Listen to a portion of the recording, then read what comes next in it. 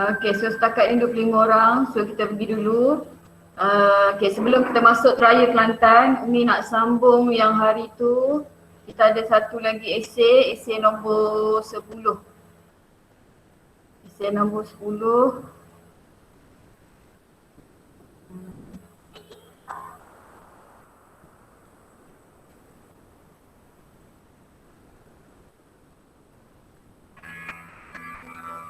Ingat lagi esei nombor 10.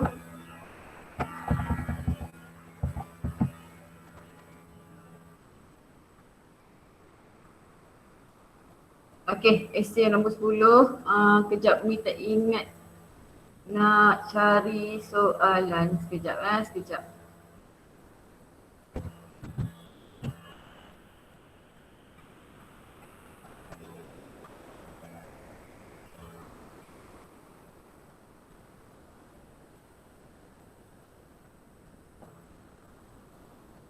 Okey, soalan.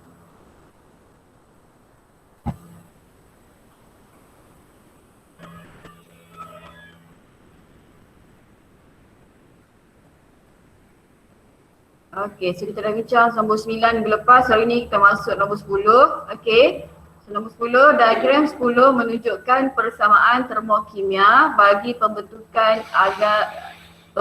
argentum klorida. So kalau kita tengok dari sini, okey, pembentukan argentum klorida. So kita tengok sini, ini adalah persamaan ion dia. Ion argentum campur dengan ion klorida dapat argentum klorida. So delta H dia, haba tindak balas dia negatif 65.5. Okay, so yang ni mana sekarang ni dia adalah eksotermik. Okay, tindak balas eksotermik. So nama ni adalah tindak balas pemendakan untuk hasilkan mendakan argentum klorida. Baru ni dalam periksa ada juga yang bagi untuk persamaan ion tindak balas penyesaran, dia guna macam ni juga. Okay, ini bukannya tindak balas persamaan ion macam ni, hanyalah untuk tindak balas pemendakan. Sebab mendakan ni datang daripada garam larut. Okay, 2 garam larut dapat 1 garam tak larut. Okay, jadi ini adalah persamaan ion bagi haba pemendakan. Okey, lukis gambar rajah aras tenaga bagi tindak balas dalam rajah 10. Terangkan perbezaan kandungan tenaga dalam bahan tindak balas berbanding dengan hasil tindak balas. 4 markah. So kita tengok jawapan. Okey, so apa dia buat kat sini? Okey, yang pertama, okey, ramai yang buat garisan ni tapi ada yang tak label. Okey, so kena label. Ni adalah aras tenaga. Kena tulis tenaga kat sini. Okey, lepas tu dia turun tangga sebab dia eksotermik, turun tangga.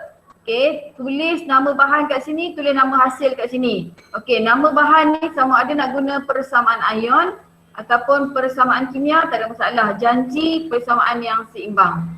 Jadi yang ni lebih senang kita guna persamaan ion sebab dah diberi dalam soalan. Okey, so ada nama bahan, ada nama hasil. Okey, lepas tu tulis sini delta H ada negatif dengan unit yang betul. Okey, dapat pula markah yang kedua kat sini. Okey, kandungan tenaga dalam bahan lebih tinggi berbanding dengan kandungan tenaga dalam hasil. So tengok sini bahan lebih tinggi berbanding dengan hasil. Okay, bahan lebih tinggi. Tenaga dia banding hasil dapat pula markah. Okey, Umi bubuh sini markah keempat sebab sepatutnya kita juga boleh buat ayat kat sini. Kita kata tindak balas di atas adalah tindak balas eksotermik di mana haba dibebaskan sebanyak 65.5 kilojoule. Sepatutnya ayat dia gitu, kena bunyi gitu. Tapi kalau dalam SPM dia kira terima lah ni, jawapan ni accept sebab murid bubuh negatif dah kat sini. Okay, tapi sepatutnya kena tulis pula kat sini. Tindak balas di atas adalah tindak balas eksotermik di mana haba dibebaskan sebanyak 65.5 kilojoule. 65.5 kilojoule. Okey gitu. Baru dapat markah yang keempat. Jadi kalau kat sini SPM kita accept sebab dia dah tulis dengan tanda negatif ni. Okey. So dia dapat 4 markah kat situ. Okey, soalan seterusnya. Okey, jadual 10 menunjukkan haba yang dibebaskan dalam eksperimen 1, 2 dan 3 menggunakan asid yang berbeza dan ditindak balaskan dengan larutan natrium hidroksida. So kalau tengok sini, ini adalah tindak balas peneutralan. Okey, tindak balas peneutralan. Okey, apabila digunakan asid hidroklorik dengan NaO, kita dapat haba peneutralan dia 57.3. Asid kuat, yang ni bila kita guna asid lemah, kita malarkan alkali, kita akan dapat haba dia lebih kurang, kurang lagi. Dapat 55 saja. Tapi eksperimen 3 kita menggunakan asid sulfurik. Okay, kita malarkan lagi NaOH, kita dapat 2 kali ganda. Okay, 57.3 2 kali ganda. Okay, maknanya kat sini murid kena tahu bahawa ini adalah eksperimen 1, eksperimen 3 ni asid kuat. Tapi eksperimen 1 menggunakan asid monoprotik, manakala eksperimen 3 menggunakan asid diprotik. Eksperimen 2 menggunakan asid lemah, asid lemah.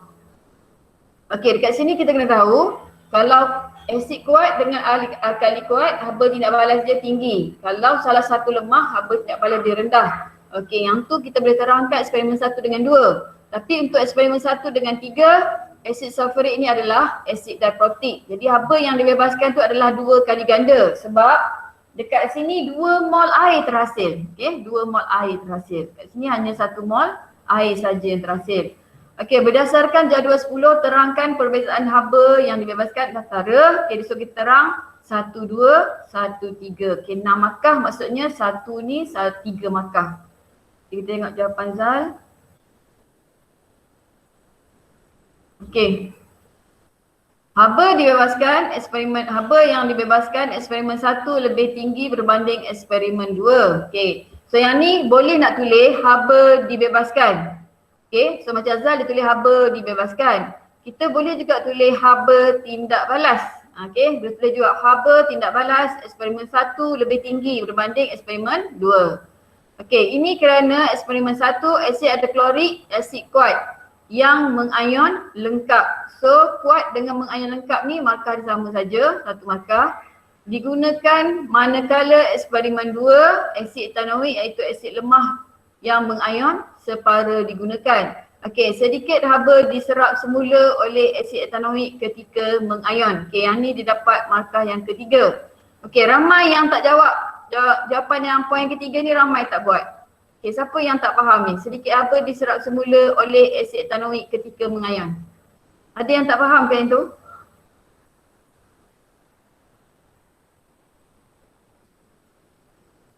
Ada yang tak faham ke yang tu? Ayat tadi? Boleh faham semua? Poin yang terakhir tadi ada yang tak faham tak? Saya tak fahami. Okey.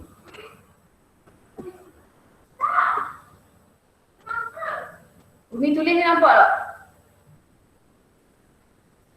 Nampak. Okey, dia macam ni. Kalau asid ada klorik, dia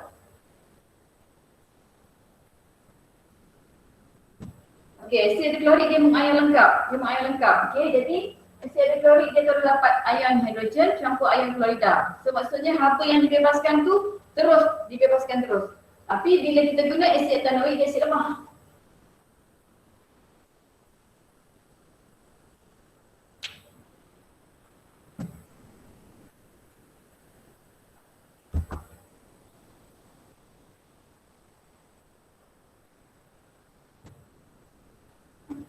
Okey, dalam bika kita bila kita guna asid lemah, dalam bika kita ada asid etanoik, ada ion etanoat, ada ion hidrogen. Okey. Kalau diguna anak panah dekat atas ni, yang ni bahan, yang ni hasil. Maksudnya haba dibebaskan.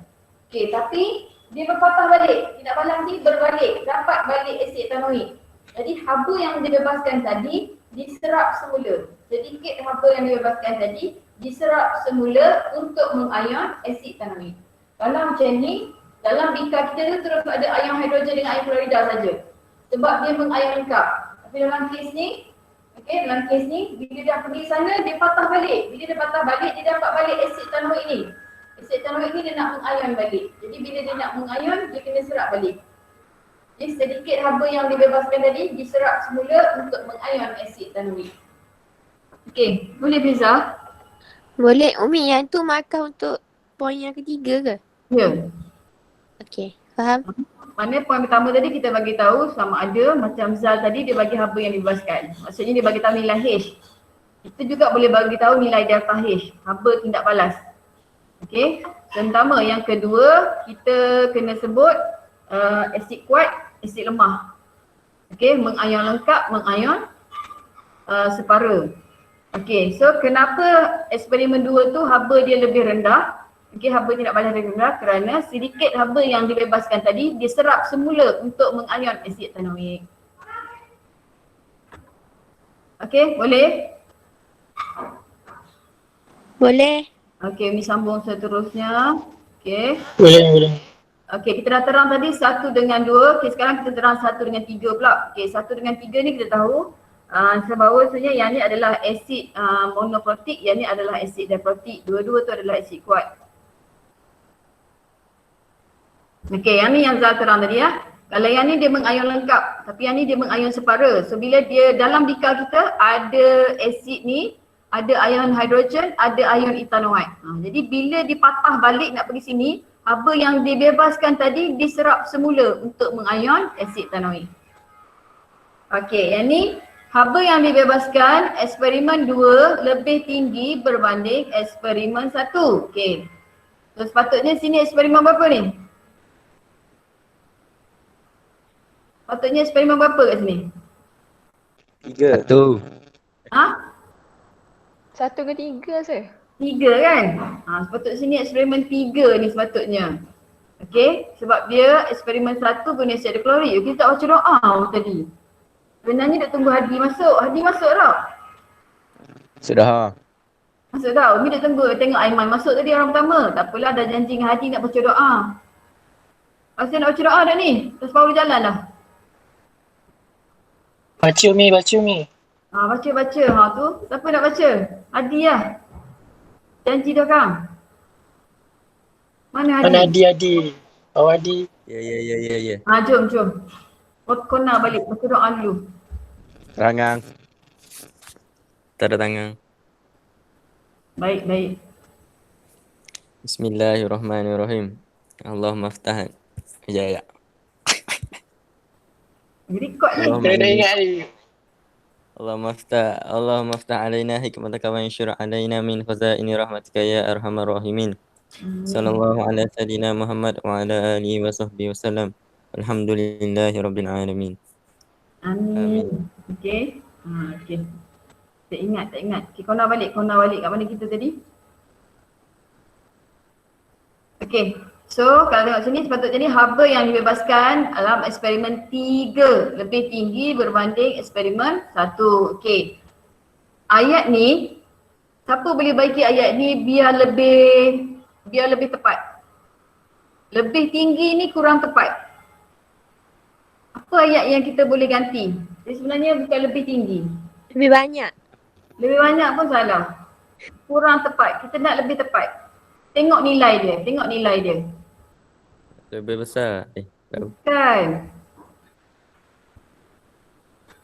Bukan lebih tinggi ni betul dah tapi kurang tepat. Sepatutnya istilah apa yang kita guna situ? Meningkat Umi. Bukan. Bila kita guna asid etanoik, asid hidroklorik dengan asid sulfurik, asid monoprotik, asid diprotik, apa dia kat situ? Lebih pekat. Bukan. Meningkat 2 kali ganda. Haba yang dibebaskan dalam eksperimen 3 adalah Lebih panas.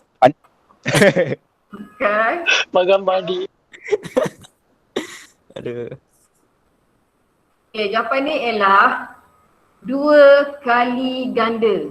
Okey, 2 kali ganda. Nampak tak nilai dia tu 2 kali ganda? Okay, berapa tadi nilai dia? Nilai dia tadi Umi ni berterabur, banyak sangat dah benda kat sini. Okey, ni nilai dia kat sini 57.3. Kalau kita darab 2 dapat 114.6 kan? Jadi kita tak boleh kata lebih tinggi. Kalau macam ni kita boleh kata dia lebih tinggi. Eksperimen 1 dengan 2, eksperimen 1 lebih tinggi. Tapi kalau kita banding 1 dengan 3, so kita kena gambar haba yang dibebaskan dalam eksperimen 3 adalah 2 kali ganda. Okey, 2 kali ganda. Okey, sama juga kalau tak nak sebut haba, sebut ni. Sebut haba tindak balas. Okey, haba tindak balas dalam eksperimen 3 adalah 2 kali ganda. Okey. Okey. Dalam SPM tak terima lebih tinggi, kena sebut 2 kali ganda. Okey, tak dapat markah sini. Ini kerana eksperimen 3 sepatutnya asid dui base digunakan. Okey, bilangan ion hidrogen lebih banyak. Okey, yang ni pun sama. Okey, kita tak terima lebih banyak. Kita kena sebut dia 2 kali ganda juga. Sebab bila kita guna asid sulfurik kita dapat 2 mol ion hidrogen. Kalau kita guna asid hidroklorik kita dapat 1 mol ion hidrogen. Jadi istilah yang lebih tepat ialah 2 mol ion hidrogen ni 2 kali ganda, bukan lebih banyak. Kalau nak banding asid lemah dengan asid kuat boleh guna. Jadi yang ni tadi haba yang dibebaskan adalah 2 kali ganda. Okey, asid dui base digunakan, bilangan ion hidrogen adalah 2 kali ganda. Manakala berbanding eksperimen 1, okey, iaitu asid monobase digunakan. Jadi kat sini kalau SPM tak dapat markah ni. Okey, kena guna istilah 2 kali ganda. Okey, bilangan ion hidrogen yang kurang daripada asid sulfurik. Okey, tindak balas eksperimen 2 lebih banyak bebaskan haba berbanding eksperimen 1. Okey, yang ni tak dapat markah langsung lah. Okey, dapat markah. Okey, dekat sini sepatutnya dapat 1 markah tapi sebab salah ni tak dapat markah. Okey, dekat sini Umi tulis C ni sepatutnya guna istilah tadi. Sebab kita dah salah kat atas ni, kita terima bawah ni. Sepatutnya kat sini kena tulis 2 kali ganda. So dapat markah 1. Okey, markah kat bawah ni kena bagi tahu bahawasanya apabila asid sulfurik digunakan 2 mol air terhasil. Ini menyebabkan haba yang dibebaskan adalah 2 kali ganda. Okey, itu poin yang ketiga. Okey, poin ketiga. Ni ulang balik, poin yang pertama, haba yang dibebaskan dalam eksperimen 3 adalah 2 kali ganda berbanding eksperimen 1. Jadi kat atas ni, salah yang ni tak dapat markah. Okey, bila pergi dekat bawah ni, Zah tulis ni lebih banyak, sepatutnya 2 kali ganda. Kita dah tolak markah atas, kita dapat markah bawah ni. Okey, so terang kat sini asid sulfurik adalah asid dui base, manakala asid hidroklorik adalah asid monobase. Mana dia monobase? Okey, monobase. Okey, jadi kepekatan ion hidrogen dalam asid sulfurik adalah 2 kali ganda. Dapat pula kat situ markah yang kedua. Markah yang ketiga, apabila asid sulfurik digunakan, haba yang dibebaskan adalah 2 kali ganda kerana 2 mol air terhasil. So, kita dengar mana dia untuk haba tindak balas pembakaran ialah haba yang dibebaskan apabila 1 mol air terhasil daripada tindak balas antara asid dengan alkali. Tapi dalam kes ni dia 2 mol air. Sebab tu haba yang dibebaskan adalah 2 kali ganda. Okey, boleh. Ada apa nak tanya kat sini?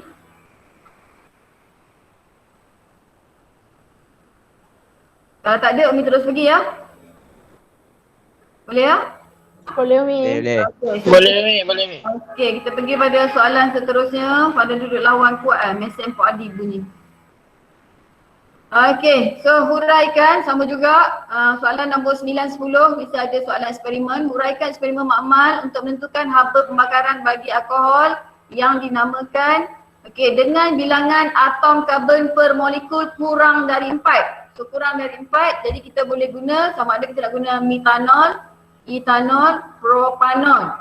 So sampai 3 je. Sebab dia kena kurang dari 4. Kalau ambil 4 tak boleh lah. Okey, kurang dari 4. Okey, dalam penerangan anda sertakan langkah pengiraan. Okey, yang ni yang ramai tak boleh jawab. Langkah pengiraan. Okey, 10 markah. So kita tengok jawapan. Okey, gambar rajah dia nak ke tadi? Gambar rajah dia nak tak? Soalan dia tadi. Doi, kamu huraikan eksperimen je. Dalam tak ada tak? Dia nak aninya. Okey, so kita tengok sini. Okey. So Zal lukis sini. Ini soalan mana?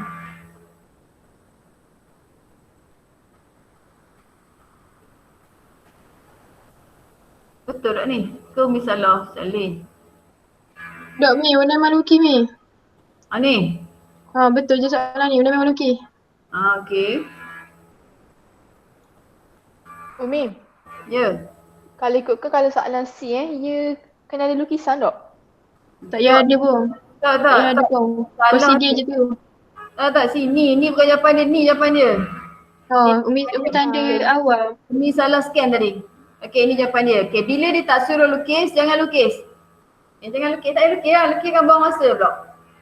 Kecuali kalau ada masa awak tak reti nak buat ayat. Contoh dia tutup dengan serta-merta, tutupkan tabung didih, okey. Dengan menggunakan salur pengantar. Awak tak reti nak buat ayat, bolehlah lukis gambar rajah bantu.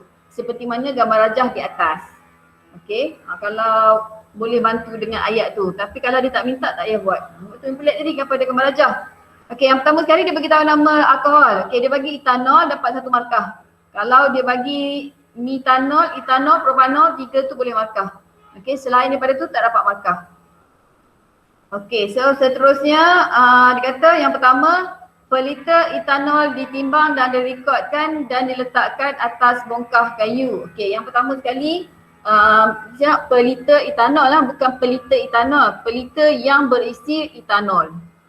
Okey, kita ambil per liter tu dah ada etanol dalam dia. Nama dia bukan per liter etanol, nama dia per liter saja. Jadi kita kata per liter yang berisi etanol, okey, ditimbang dan direkodkan bacaan. Okey, dan direkodkan bacaan awal. Okey. So dekat sini sepatutnya per liter yang berisi etanol ditimbang dan bacaan awal jisim per liter direkodkan. So kita pun dapat nilai M1. Sebab kita nak buat langkah pengiraan. Jadi sepatutnya kat sini per liter yang berisi etanol ditimbang dan jisim direkodkan M1. Dapat dah satu pengiraan. Sebab kita nak tahu delta H equal to MC theta per X. X tu bilangan mol, jisim bahagikan jisim molar. So jisim tu kita kena ambil jisim awal tolak dengan jisim akhir etanol. Okay, jadi kena ada lah kat sini M1. Okay, 500 cm padu air. So mesti ada nilai yang tepat sebab ini adalah nilai MC theta. M dia 500. Ikut awak lah 200 setengah ke 500 ke. Tapi 500 ke bawah lah. Okey, 200 ke boleh belaka. Okey, 500 cm padu air disukat dan dituang ke dalam bekas kuprem. Okey, betul. Okey, bekas kuprem diletakkan di atas kasar dawai dan tungku kaki 3. Okey, kat mana salah ni? Kat mana kat salah kat sini? Bekas kuprem diletakkan atas kasar dawai ke? Patutnya letak atas apa ni? Segitiga tanah liat. Liat. Okey. Bila kita guna bekas kuprem selain daripada kaca. Bahan yang dibuat daripada selain daripada kaca, contoh dia macam bekas kuprem, macam mangkuk penyejat. Okey, kita tak boleh guna kasar dawai. Yang guna kasar dawai hanyalah bika saja. Jadi yang ni kita kena letak atas segitiga tanah liat. Okey. So seterusnya suhu awal air dicatatkan. Lepas letak bekas tadi, suhu awal air dicatatkan. Macam ni, ada T1. Patut di sini ada M1. Okey, ada T1. Okey. Per liter dinyalakan. Okey, air dipanaskan sebanyak 30 darjah Celsius. Okey. Suhu akhir. Okey, kenapa Umi bulatkan akhir ni salah? Kenapa akhir salah? Suhu tertinggi ni. Tertinggi. Okey. Kalau dalam eksperimen lain memang kita ambil suhu tertinggi. Sebab bila kita campur, contohnya larutan A campur larutan B, kita pun kacau-kacau dapat haba membedakan, kita ambil suhu tertinggi. Okey, dalam kes ni kita dah maklumkan dia, theta kita ialah 30. Maksudnya kita nak suruh air tu meningkat 30. Okey, dalam kes ni tadi sepatutnya tak payahlah ambil suhu akhir ni. Maksudnya air dipanaskan sehingga peningkatan suhu sebanyak 30 darjah Celsius cukup. Maksudnya bila naik dia, kalau suhu awal tadi T1 dia 20 contoh dia. Jadi kalau suhu sampai 50, tutuplah api. Tak payah dah sampai ke suhu akhir.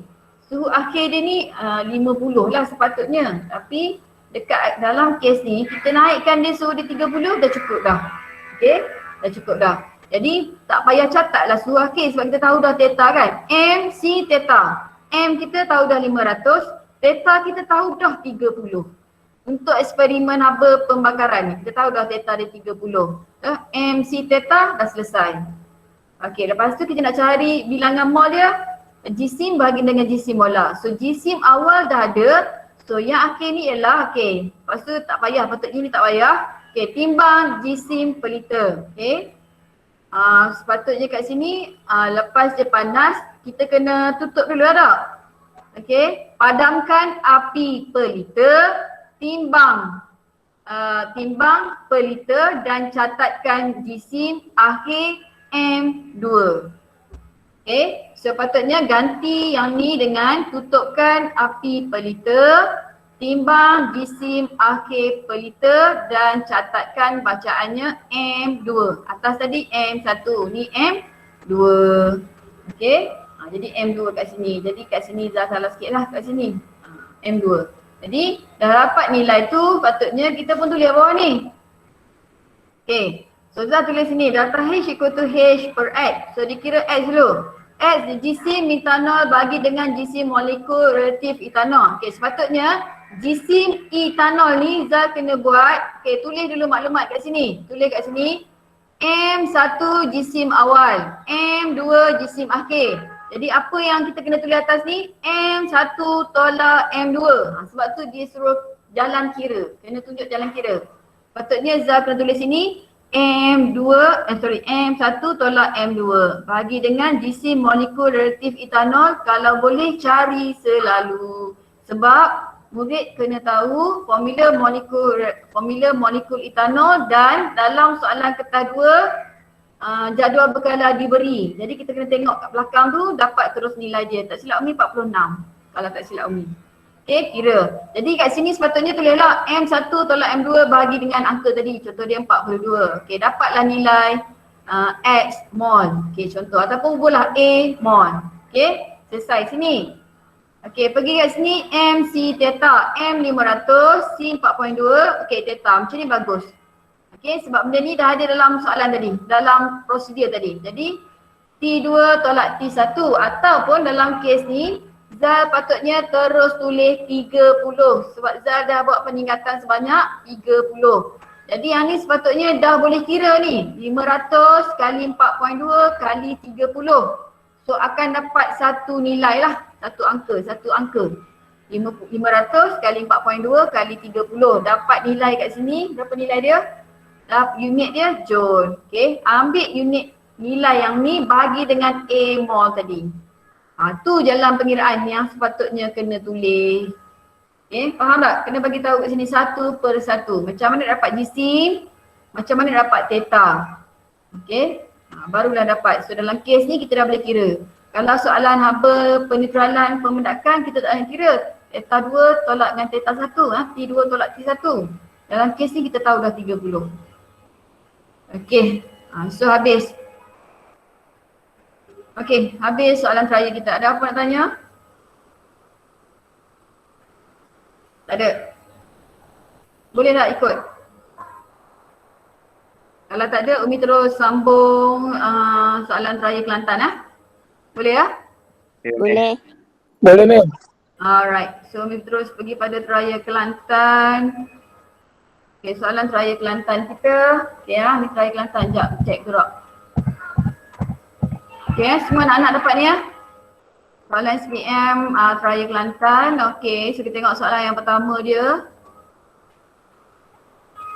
Jelas lah, jelas lah. Jelas. Okay, Raja 1 menunjukkan kemungkinan PY bagi isotop. Okay, jelas dah disebut isotop atom karbon dan atom oksigen. So ada dua isotop. Yang ni untuk karbon, yang ni untuk oksigen. So soalan tanya, nyatakan maksud isotop.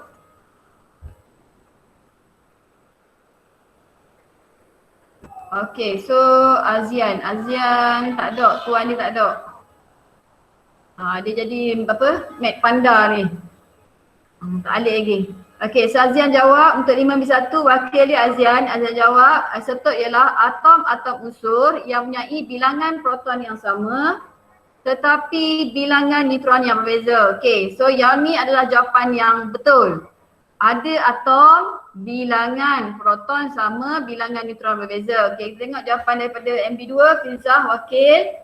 Atau atom unsur yang mempunyai bilangan proton yang sama tetapi bilangan neutron berbeza. Okey, dua-dua betul. Okey, ingat kita kena guna bilangan. Kalau guna nombor kita cuma accept saja. Okey, jawapan tu kita terima. Jawapan yang sebenar-benarnya ialah bilangan. So yang ni bombastik lah ni.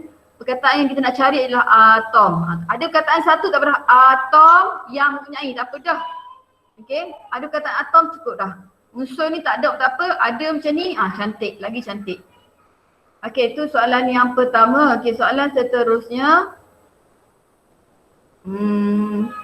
Okey, nyatakan kegunaan isotop karbon 14. Okey, karbon 14 yang ni kita biasa dah jumpa.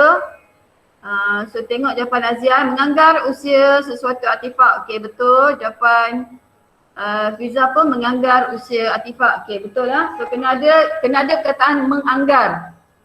Kita bukan nak menentukan dengan tepat, kita cuma menganggar usia artifak. Okey. So betul kat situ. Soalan seterusnya. Okey, Raja 1.1 menunjukkan perwakilan piawai bagi atom oksigen. So nak tahu ni apa? Ni adalah simbol atom. So kat bawah ni nombor apa, kat bawah kat atas ni nombor apa. So X apa, Y itu apa. So kita tengok jawapan. Azian kata X adalah nombor nukleon, Y ialah nombor proton. Kat atas nombor nukleon, kat bawah nombor proton. Betul. Okey, tengok jawapan Fiza. Atas nombor nukleon, bawah nombor proton. Okey, jawapan yang tepat. Umi, Ya. kalau awak nukleon dengan proton je? Sekejap Ami tengok soalan. Tak boleh. Kalau tulis nukleon dengan proton saja salah. Sebab kena tulis jawapan nombor proton, nombor nukleon. Sebab nombor proton dengan nombor nukleon ni adalah istilah. Istilah. Kena ada nombor. Tak ada nombor salah. Okay, so kesini kena ada nombor nukleon, nombor proton. Tulis proton saja salah. Tulis nukleon lagi salah sebab dia bukan satu istilah. Okay, boleh tu? Fizzah ke tanya tadi? Ada. Ada, okey. Karbon dan oksigen bertindak balas membentuk satu sebatian. Okey, kita tahu karbon dia bukan logam, oksigen bukan logam. Bertindak balas membentuk satu sebatian. Namakan jenis sebatian. So patutnya kita kena jawab ion. Sama ada jawab ion ataupun sebatian ion. So kita tengok jawapan. Okey, Azian tulis sebatian, ion pula, covalent. Bukan logam dengan bukan logam. Betul, sebatian covalent. Fizzah pun jawab sebatian covalent. Okey, dua-dua orang betul. Okey, dua-dua betul. Okey, soalan seterusnya. Lukiskan susunan elektron bagi sebatian yang terbentuk pada C1. Okey, kalau sebatian ini adalah sebatian covalent, jadi cara mereka bertindak balas ialah berkongsi elektron tak? Sebab dua-dua ni bukan logam. Ni bukan logam, ni bukan logam. Jadi karbon dengan oksigen kena berkongsi elektron. Okey, kalau kongsi elektron jadi gambar rajah dia yang bertindih tu lah. Okey, yang bertindih. So kita tengok sini jawapan kawan kita. Okey, Azian buat yang ni. Okey, karbon ada satu, oksigen ada dua. CO2 betul. Okey, karbon susunan elektron dia 2, 4. Yang bulat tu. Okey, karbon 2, 4. Oksigen pula 2, 6. 1, 2, 1, 2, 3, 4, 5, 6. Jadi mereka berkongsi 2 pasang elektron. Yang ni berkongsi 2 pasang elektron. Jadi membentuk ikatan covalent ganda 2. Okey. So markah penuh kat situ. Tengok yang ni pula. Okey, karbon 2, 4. Okey, yang X tu betul. Okey, cuba tengok oksigen. 1, 2. Okey, 1, 2, 3, 4, 5, 6. Filzah dia buat dekat situ. Dekat mana? Dekat yang bulat ni kat sini. Sepatutnya buat dalam ni tak? Sebab dia nak berpasang dengan ni. Yang ni berpasang dengan ni. Yang ni yang melencong jauh kawan dia. Sepatutnya yang ni berada di sini. Dekat-dekat dengan dia. Okey, cuma dalam kes ni kita masih terima Fiza sebab dia berada, make sure elektron kita tu berada dalam ni, dalam pertindihan ni. Kita terima. Kalau nak lukis dalam ni pun kita terima. Nak lukis dalam ni pun terima. Cuma macam Fiza ni nampak pelik sikit. Awak dia buat atas ni, patutnya duduk bawah ni kan. Yang ni pun sama. Yang karbon cantik dah duduk dalam ni. Tiba-tiba yang oksigen dia pergi lekat kat ujung tu pasal apa tak tahu. Sepatutnya kena duduk dalam ni. Dia kena buat macam ni. Duduk dalam ni dua-dua. Okay, cuma macam Fizzah ni, kalau SPM kita masih lagi terima sebab berada dalam lingkungan ni Fizzah. Kalau dia terkeluar dekat sini je sikit, dia tak terima dah. Dia terkeluar kat sini kan. Tak terima dah. Okay, so kedua-duanya dapat, cuma macam Fizzah kena baiki balik sepatutnya yang ni berada di sini supaya dia boleh buat ikatan kovalent ganda 2. Okay, soalan seterusnya. Okay, dapat kat situ 2 markah. Okay. Susunan elektron bagi atom unsur X ialah 281. Okay, 281 maksudnya dia adalah logam kumpulan 1. Unsur X bertindak balas dengan oksigen. Okay, ingat balik kumpulan 1 ada 3 sifat kimia. Oksigen, air dan klorin.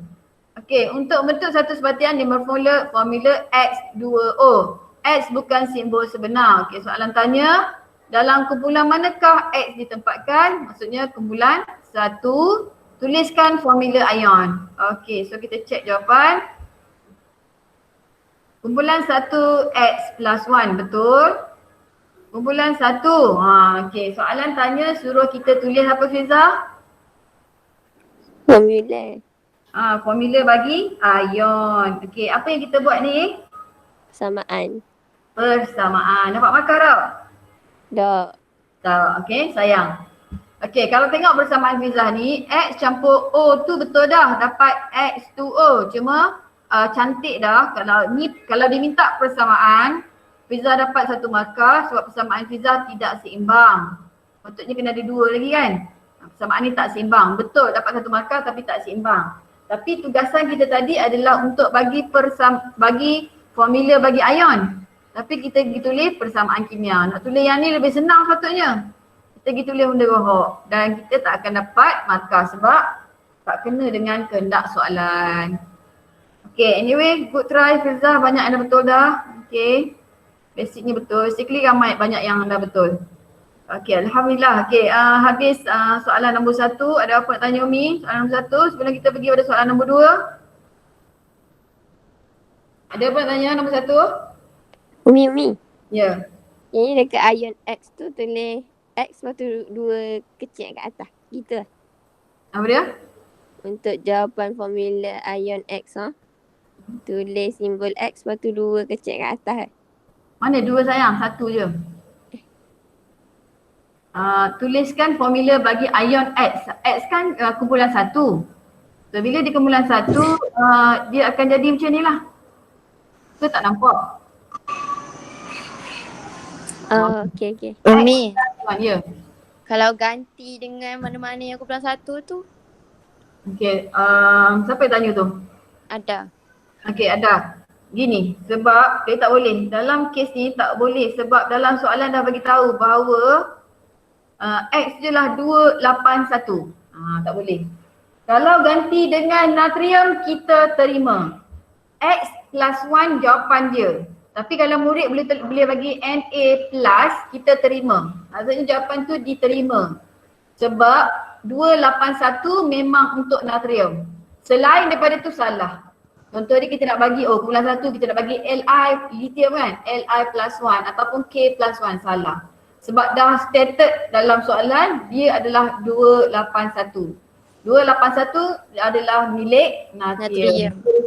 Natrium. Jadi jawapan dia sepatutnya X plus 1. Tapi kalau murid bagi Na plus 1, kita accept. Selain daripada itu, salah. Okay, ada lagi soalan lain? Tak ada dah. Ni boleh pergi soalan nombor 2? Boleh pergi soalan nombor 2? Boleh. Nak tengok sikit berapa orang setakat ni? 32 orang. Fizzah macam biasa Fizzah. Macam biasa. Syazah. Tolong Umi kan? Okay Umi. Okay, so kita pergi pada soalan nombor 2. Okay, soalan nombor 2 soalan pasal formula empirik. Okay, kita buat keluar formula empirik juga. Dia pun tanya juga. Darjah 2 menunjukkan susunan radar sebagai eksperimen untuk menentukan formula empirik 1 oksida kupra. So kita tengok dah formula empirik macam ni nanti adalah untuk logam yang kurang reaktif. Jadi bila logam ni kurang reaktif maksudnya dalam siri keaktifan logam dia berada di bawah daripada hidrogen. Jadi hidrogen lebih reaktif, hidrogen ni boleh mengambil oksigen. Jadi hidrogen ni akan mengalami pengoksidaan. Dapat air, manakala kuprum oksida ni akan mengalami penurunan. Dia akan kehilangan oksigen. Hasil akhir akan dapat kuprum. Okey, soalan tanya, nyatakan maksud formula empirik. Kita keluar formula empirik tak? Ya. Weh, dah hidrogen tau. Kalau dia dapat oksigen je ada air tau. Air tu gimana? Siapa tanya? Saya Zahusna binti Zahadi. Alright. Okey, air tu bagaimana? Air tu ada kat atas tau. Titik-titik tau. Okey, kalau kita buat eksperimen kita akan nampak titik-titik air kat sini. Kalau kita panaskan lebih lama, titik-titik air tu dia akan jadi uap air, dia keluar. Tapi kalau kita buat eksperimen dia akan nampak titik-titik air kat sini. Okey, boleh. Cuma warna je lah, kuprum oksida ni asal tindak balas dia warna hitam. Selepas kalau kita nak tahu dia akan jadi warna perang sebab dia jadi kuprum. Kalau kita lepas panas, kita tak alih lagi gas hidrogen, kita tutup api, oksigen dia masuk pula kat sini, oksigen tu akan tindak balas pula dengan kuprum jadi kuprum oksida. Okey. Boleh soalan tanya. Okey, apakah nyatakan maksud formula empirik? Kita pun bagi tahu soalan tu, dia pun bagi tahu soalan tu. Kita tengok, okey, Firza Dayani. Okey, tengok soalan nombor 2. Okey, Pak Ika jawab yang ni. Okey, Pak Ika jawab formula kimia. Okey, ini subjek dia. Formula kimia yang menunjukkan nisbah bilangan mol teringkas atom setiap unsur dalam sesuatu sebatian. Betul salah yang Firza ni? Yang Allah tak ingat nama. Pak Ika ni. Cuti tak ingat nama apa ni. Okey, Pak Ika tulis kat sini dia tulis. Okey, ni kedudukan hidrogen. Okey, kuprum berada di bawah. Jadi hidrogen lebih reaktif. Hidrogen akan mengalami pengoksidaan, kuprum 2 akan mengalami penurunan. Okey, kita tengok jawapan sahabat kita seorang lagi. Siapa dia? Okey, Madiha. Kelaba-kelala sikit, boleh baca tak? Madiha kata formula empirik ialah formula yang menunjukkan formula empirik ialah formula. Okey, dia ada sini perkataan formula terima. So sini ada sama ada murid tulis formula atau murid tulis formula kimia. Macam Pak Ika tadi tulis formula kimia, subjek dia. Macam Madiha tulis formula, tak apa dah, kita terima dah. Yang menunjukkan nisbah nombor bulat teringkas bagi bilangan atom setiap unsur dalam sesuatu sebatian. Okey. Mana jawapan yang tepat? Yang Madiha ke yang Pak Ika ni? Madiha. Kenapa yang Pak Ika kurang tepat? Sebab itu dia nisbah bilangan mol. Yes. Nisbah bilangan mol. Masa trial baru ni ramai tulis macam ni. Bumi terima tapi tulis simi tu. Okey. Dia bukan bilangan mol sayang. Dia bukan bilangan mol. Memang masa kita kira tu kira bilangan mol. Lepas tu kita cari nisbah teringkas kan. So kita akan dapat nombor bulat kat situ. Jadi formula kimia yang menunjukkan nisbah teringkas. Nisbah teringkas atom bagi setiap unsur dalam sesuatu sebatian. Umi ulang balik. Kalau ni soalan SPM kita rugilah. Formula empirik ialah formula kimia. Macam Madiha tadi tulis formula saja. Lebih tepat formula kimia yang menunjukkan nisbah teringkas atom bagi setiap unsur dalam sesuatu sebatian. Okey, itu baru dia. Okey, tak payah pergi kat soalan Umi. Pak Ika dia dah snapkan dengan soalan. Okey, apakah fungsi gas hidrogen? Okey, so fungsi gas hidrogen. Okey, sini kita jawab ejen penurunan. Okay, sebab apa dia jadi ejen penurunan? Sebab sini Umi terang tadi, hidrogen ni nanti dia akan mengalami pengoksidaan sebab dia lebih reaktif. Jadi dia bertindak sebagai ejen penurunan. Okey, tengok jawapan ni pula. Fungsi gas hidrogen dalam eksperimen ni ialah menurunkan kuprum 2 oksida kepada kuprum dan air. Okey, menurunkan. Okey, Madiha. Kalau dalam yang ni pula jawapan mana lagi tepat? Sebab dia terus kata fungsi dia adalah sebagai ejen penurunan. Lagi tepat ya, lebih tepat. So kalau macam soalan jawapan Madiha tadi, apakah yang dilakukan oleh gas hidrogen dalam eksperimen ini? Gas hidrogen menurunkan kuprum 2 oksida kepada kuprum. Tapi yang ni dia tanya fungsi. Fungsi jawapan dia ialah sama ada ejen pengoksidaan atau ejen penurunan. Cukup. Alright. Soalan seterusnya. Mengapakah gas hidrogen kering dialirkan melalui tiub pembakaran selama beberapa ketika sebelum? Masa Umi terang soalan struktur kita, Umi ada bagi tahu kan? Soalan struktur kita dia tanya kenapa kena buka tutup tu tak? Yang kita ambil logam reaktif. Kenapa buka? Untuk benarkan oksigen masuk. Kalau soalan kali kenapa tutup? Untuk mengelakkan wasap putih keluar. Okey, yang ni soalan ni, kalau soalan ni keluar, dia akan tanya. Kenapa kita kena alirkan gas hidrogen ke dalam tiub pembakaran sebelum pemanasan ataupun selepas pemanasan? Tapi dalam soalan ni dia nak sebelum. Untuk menyingkirkan semua udara dalam tiub pembakaran. Okey, itu jawapan pertama. Tengok jawapan yang kedua. Untuk mengeluarkan semua udara dalam tabung pembakaran. Okey, jawapan ni sama je. Tapi jawapan ni kurang tepat. Siapa boleh bagi jawapan yang lebih tepat? Untuk menyingkirkan Oksigen, menyingkirkan semua oksigen. okey, jawapan yang tepat ialah untuk menyingkirkan semua oksigen. Paling tepat. Maksudnya memanglah oksigen tu adalah udara, tapi kita betul-betul nak pastikan oksigen tu keluar. Kalau dalam udara, dia ada komposisi udara 70% dia gas nitrogen. Oksigen ada 3% je, tak silap Umi. 27% carbon dioxide. Jadi means kalau kita cuma kita punya tujuan kita nak singkirkan oksigen keluar. Sebab oksigen kalau ada hidrogen kita bakar dia akan meletup. Jadi jawapan kat sini yang tepat ialah, jawapan ni salah ya. Untuk menyingkirkan semua oksigen dalam udara. Untuk menyingkirkan oksigen dari tiub pembakaran. Okey, baru betul. Jadi dua-dua salah lah. Okey, soalan seterusnya. Nyatakan satu contoh oksida lain yang boleh menggunakan kaedah yang sama seperti ini. Okey, so maknanya kalau nak guna kaedah yang sama, kita mesti ambil logam yang kurang reaktif macam ni. Kalau kita ambil cuprum, so kita kena ambil bawah daripada hidrogen. Ferrum boleh, stannum boleh, plumbum boleh, cuprum, argentum, aurum boleh. So tengok jawapan Pak Ika guna cuprum 2 oksida. Okey, betul salah? Okey, betul lah jawapan Pak Ika tadi betul. Cuprum 2 oksida. Ferrum 2 oksida. Okey, ni jawapan Madia. Siapa boleh taiki sikit jawapan ni? Plumbum 2 oksida. Jangan lupa Madia, plumbum dia adalah logam peralihan, so dia kena ada 2. Plumbum 2 oksida. Okey, jawapan yang sangat bagus sebab murid tulis oksida. Sebab soalan tanya satu contoh oksida logam. Kalau tulis ferrum saja, betul salah?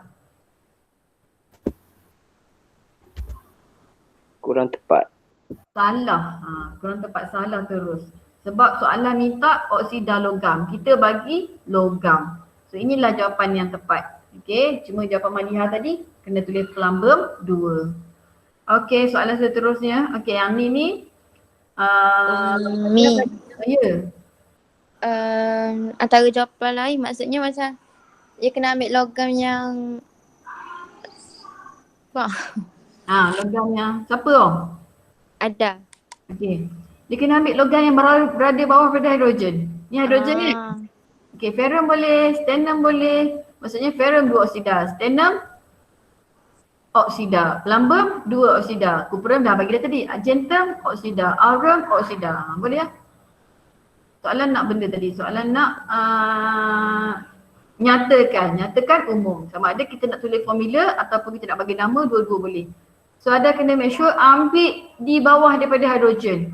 Kalau atas daripada hidrogen kena guna cara magnesium sebab dia adalah logam yang reaktif. Terima kasih Pak Ika, tolong tulis senang nak terang. Okey, boleh ada? Boleh. Alright. So soalan seterusnya, okey yang ni masa buat ni Madiha tanya Umi dia punya pengiraan, okey. So Umi tengok Pak Ika tak tanya, tapi Madiha tanya. Kata kenapa ni? So jisim dia sama kat sini tak? Umi tak tahu macam mana Pak Ika ada tak? Ada. Pak Ika tolak ni macam mana dapat 6.4 ni? Kalau kita tolak kita dapat 7.2. Ha. Okey, tak apa lah. Sebab Umi tengok macam jawapan ni betul. So, macam soalan ni betul ke Umi salah kira sebab bila Madihah tanya. Okey. Tapi tak apalah. Okey, dia punya step dia betul. Cuma salah soalan. Sebab tu Umi bagi dalam pembetulan tak? Umi bagi dalam grup kan? Okey, Umi bagi pembetulan grup. Tapi tak apalah, kita tengok kat sini. Okey, bila dia suruh cari jisim kuprum, okey. So kita kena ingat dalam eksperimen ni kuprum oksida dulu. Maknanya dalam tiup pembakaran tu dia letak kuprum oksida dulu. Hasil akhir kuprum. Kalau dalam soalan terakhir Terengganu, kita guna logam yang reaktif, kita letak magnesium dulu. Magnesium dulu. Lepas tu magnesium react dengan oksigen, dapat magnesium oksida. Dia terbalik. Magnesium dulu, magnesium oksida. Kalau logam kurang reaktif, kuprum oksida dulu baru dapat kuprum. Jadi sekarang ni, bila dia nak jisim kuprum, so apa kita kena buat ialah kita ambil jisim kuprum, so kita kena ambil yang ni, yang 52.51 tolak dengan 45.31. Kalau tolak sebenarnya nilai kat sini dapat 7.2, sebab tu Umi baiki. Tapi inilah jawapan dia 6.4. Okey, seterusnya nak cari jisim oksigen pula 53.31 ni tolak dengan sini sebab yang ni ada kuprum oksida, yang ni ada kuprum saja. Jadi 53.31 tolak dengan 52.51 dapat 0.8. Okey, so markah sini satu markah, sini satu markah. Lepas tu bila disuruh kira nisbah mol, kita kena cari bilangan mol dulu. 6.4 bahagi dengan 64. Okey, 0.8 bahagi dengan 16. So kita dapat 0.1, 0.05. Jadi CuO kita akan dapat 0.2 nisbah 1. Betul tak? Betul lah, 2 nisbah 1. Okey, tengok jawapan Madihah pula. Okey, nilai jisim yang sama, betul dapat 2 markah kat sini. Okey, cari bilangan mol dulu. Okey, dapat bilangan mol, baru dah dapat nisbah dia 2 nisbah 1. Okey, bila Madihah kira dapat sini 7.2, dia dapat angka yang pelik-pelik lah. Angka yang pelik-pelik macam sukar untuk letak satu nombor bulat. Okey, tu yang dia tanya Umi. Okey, terima kasih Madihah. Okey, so kat sini dapat 2 markah. Jadi untuk 1 mol, untuk kira bilangan mol ni 1 markah, bagi nisbah 1 markah. So dapat sini 2 markah. Soalan terakhir, tentukan formula empirik, turun saja Cu2O. So yang ni pun Cu2O. Okey, selesai. Okey, ni question number 2. Kalau tak, ni pergi pada soalan nombor 3. Baca check sikit. Soalan ni tak dapat join sebab dia dah agak luar, dia tak ada kat rumah 3 hari. Alright. Kenapa fungsi tapak tangan? Okay, fungsi tapak tangan tu angkat tangan kalau tak faham. Tapi dekat mana Umi nak nampak orang tu angkat tangan lah?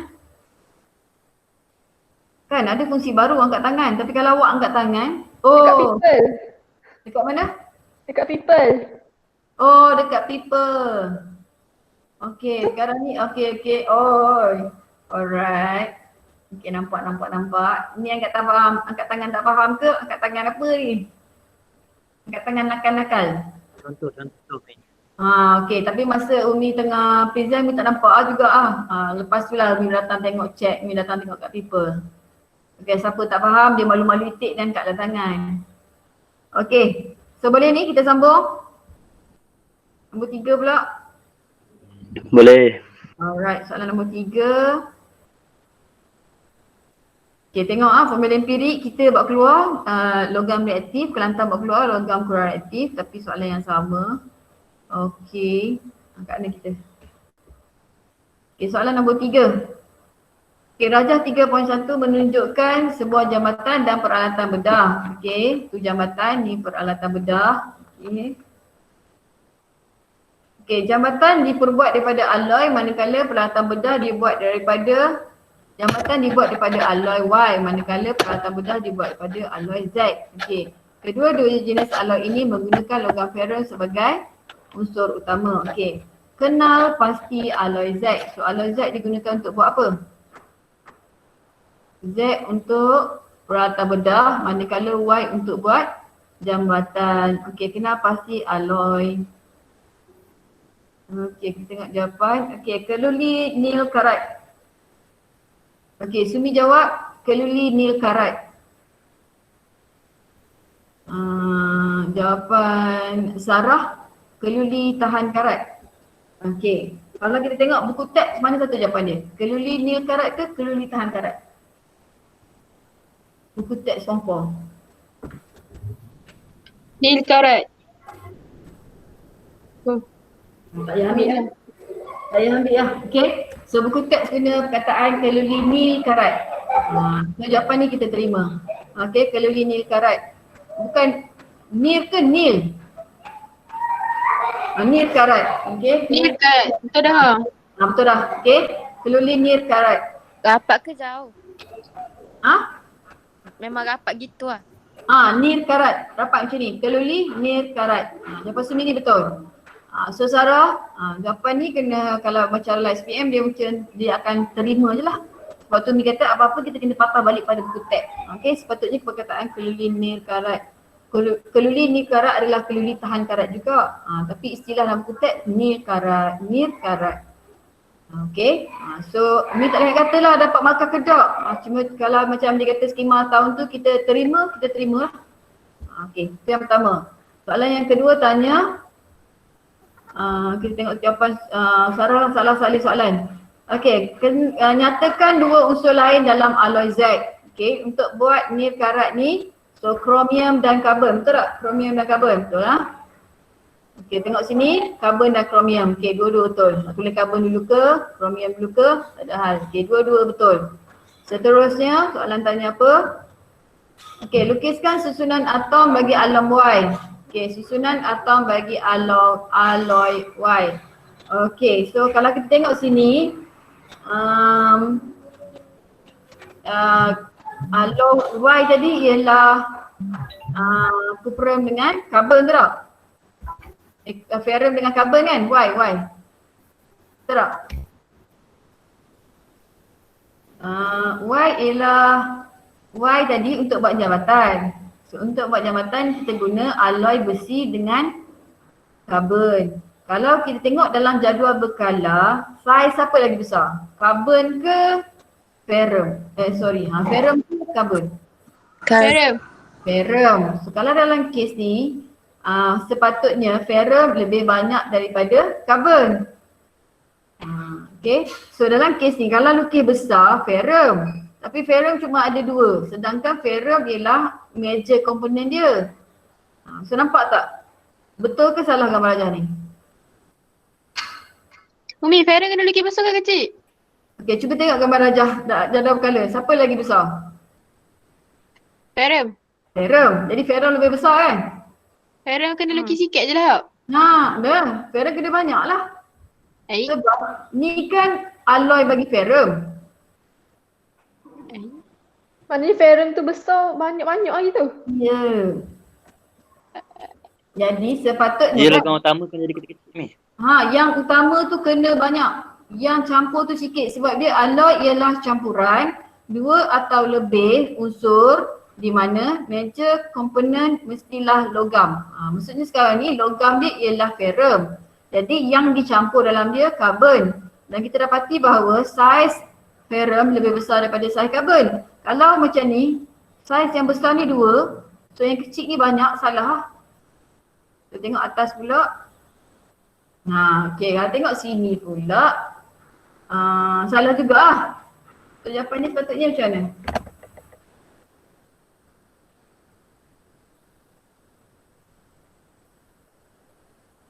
Ni. Boleh nampak tak? Boleh nampak Hello, boleh nampak? Boleh. Okay. So tengok sini. Boleh ni, boleh. Sebab ferrum ni dia adalah major komponen, dia banyak. Yang masuk dalam tu karbon sikit saja. Dan saiz ferrum lebih besar pada saiz karbon. So dia banyak lah sini. Ni gambar rajah yang betul dia. Okay ya? Boleh ya? Okay, soalan seterusnya. Nyatakan satu tujuan pembuatan alloy. So tujuan pembuatan alloy adalah untuk membaiki kelemahan struktur logam tulen. Ini jawapan Sumi. Jawapan Sarah. Supaya tidak mudah berkarat. Okey, jawapan siapa betul? Jawapan dia, asal-asal kita buat alloy, tujuan kita buat alloy adalah kerana logam tulen tidak keras dan kuat. Itu tujuan kita buat alloy. Maksudnya macam kalau kita nak guna buat logam, kita nak buat body kapal terbang, bila kita nak bentukkan bulat macam tu, dia akan patah. Dia akan patah. Sebab struktur dalam dia akan menggelongsor. Dia patah, dia tak boleh jadi bulat gitu. Dia tak kuat dan keras. Okay, jadi kita pun buat alloy. Jadi tujuan utama kita buat alloy adalah untuk mengatasi masalah logam tulen yang tidak kuat dan keras. Okay, itu yang pertama. Okay, yang pertama. Yang kedua, bila dia jadi alloy, kalau kita sebab sekarang ni tajuk ni untuk alloy besi. Bila dia jadi alloy, kan kita tahu besi dia akan berkarat kan. Jadi bila dia jadi alloy, dia dah bukan besi. Jadi bila dia bukan besi, dia tidak berkarat. Jadi untuk jawapan Sarah tulis supaya tidak mudah berkarat. Okey, jawapan ni kita terima sebab kebetulan alloy yang diguna ialah besi. Okey. Kalau kita tengok jawapan atas ni, untuk mengelakkan perut. Okey, untuk membaiki kelemahan struktur logam tulen, okey, jawapan ni ialah jawapan yang tak tepat. Kita tak tahu kelemahan dia apa. Jadi kita kena sebut. Jadi jawapannya adalah salah. Kata ini kena sebut untuk membaiki kelemahan struktur logam tulen yang tidak kuat dan keras. Okey. Ataupun kita buat tujuan membina alloy adalah supaya apa? Dapat lebih kuat dan lebih keras. Umi, Ya. kalau untuk menambahkan kekuatan dan kekerasan logam tulen. Menambahkan kekuatan dan kekerasan. Okey, betul, tapi tak boleh sebut. Betul itu jawapan dia. Untuk menambah kekuatan dan kekerasan berbanding logam tulen. Sebab alloy itu yang keras. Menambah kekuatan dan kekerasan berbanding logam tulen. Itu jawapan yang sangat tepat. Cuma jawapan Sarah bagi tadi kebetulan alloy yang kita guna dalam soalan ni ditanya pasal ferrum. Jadi ferrum kalau dia jadi logam dia berkarat. Kalau kita buat dia jadi alloy dia tak berkarat. Tapi kalau kita kata kalau kuprum, logam kuprum kan nak buat langgangsa dengan loyang. Jawapan Sarah tadi salah. Jadi dua-dua jawapan ni salah.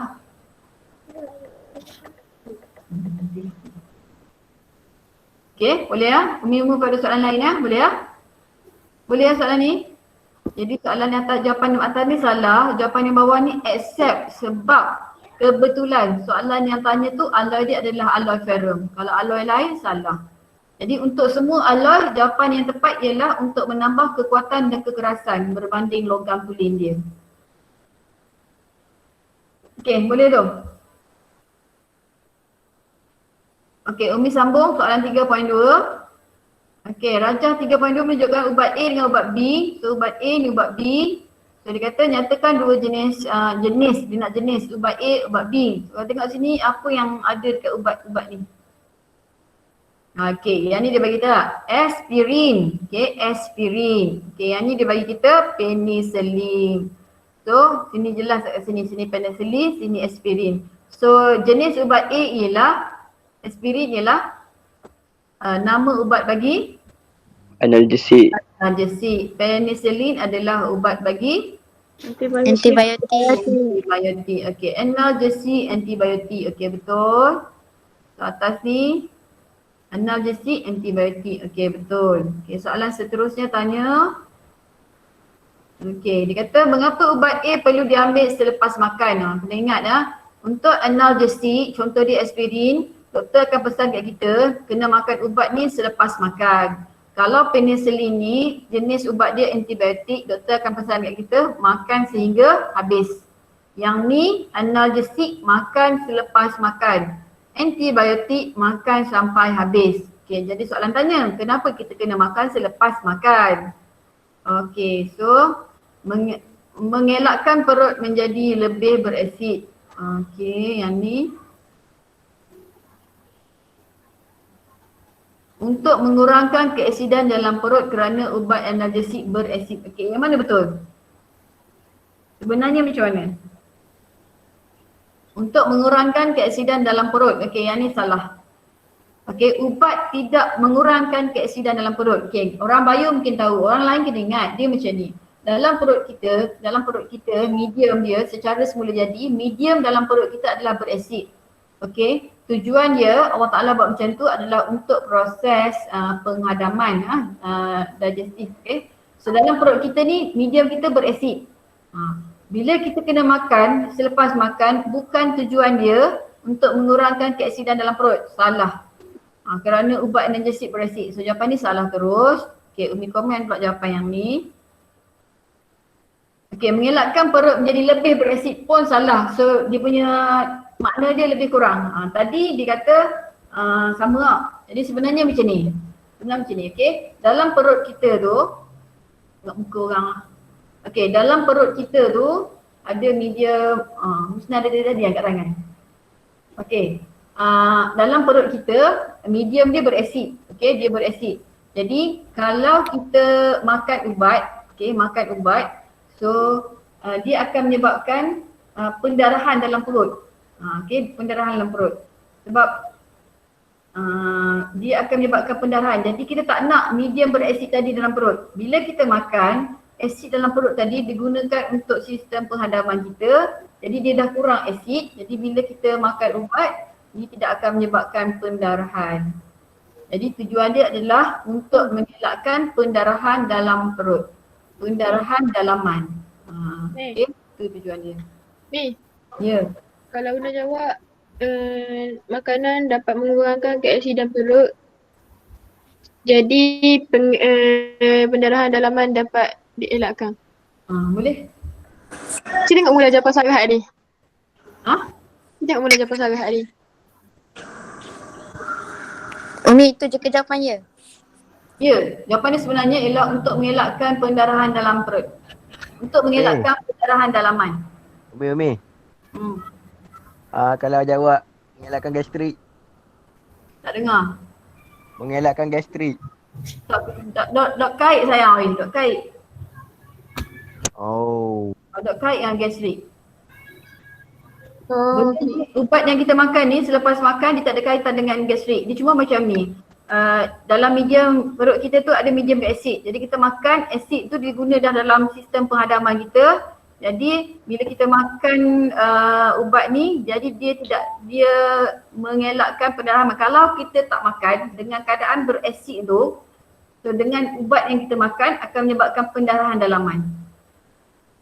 Jadi jawapan dia ialah mengelakkan pendarahan dalam perut. Boleh. Okey, boleh. Boleh ya? Umi, Ya.